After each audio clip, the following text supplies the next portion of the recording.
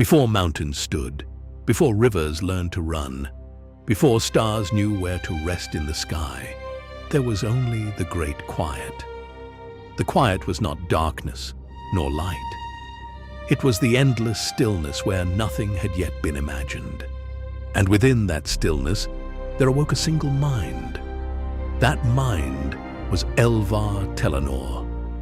He was not born in the way living things are born. He emerged as the first thought that became aware of itself.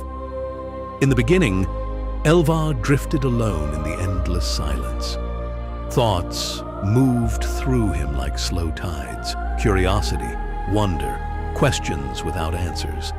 And as he wondered, those thoughts began to take shape outside of him. When he imagined warmth, light was born. When he imagined distance, space unfolded. When he wondered what beauty might look like, stars appeared like scattered jewels across the sky. And when he dreamed of something that could grow and change, the first world came into being. Mountains rose from the bones of his imagination. Oceans filled with the depth of his contemplation. Wind carried fragments of his wandering ideas. The world was not built by hammer or spell. It was thought into existence. For a long age, Elvar shaped the realm simply by thinking. Forests grew where his mind lingered. Creatures formed from fleeting images in his dreams. Time itself began to move because he wondered what change might feel like. But creation carries a hidden danger. The more the world grew, the more independent it became from the mind that imagined it. The rivers began to carve their own paths. The winds blew without asking. Living beings began to dream thoughts of their own. And those thoughts began to shape the world as well. Yet Elvar was not the only thing born in the great quiet. For when the first thought awakens, its shadow awakens with it.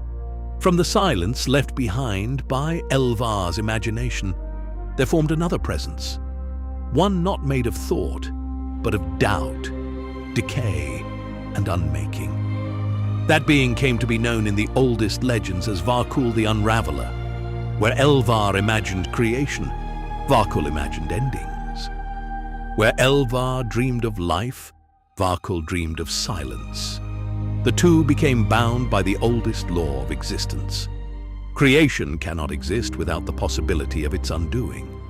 And so Varkul could never truly be destroyed. If Elvar were to erase him completely, the balance of creation itself would collapse. Without the shadow of unmaking, the world would become frozen and eternal. Unable to change, unable to end, unable to grow, life would become a perfect prison. So Elvar made the most difficult choice of his existence. He sealed away most of his power.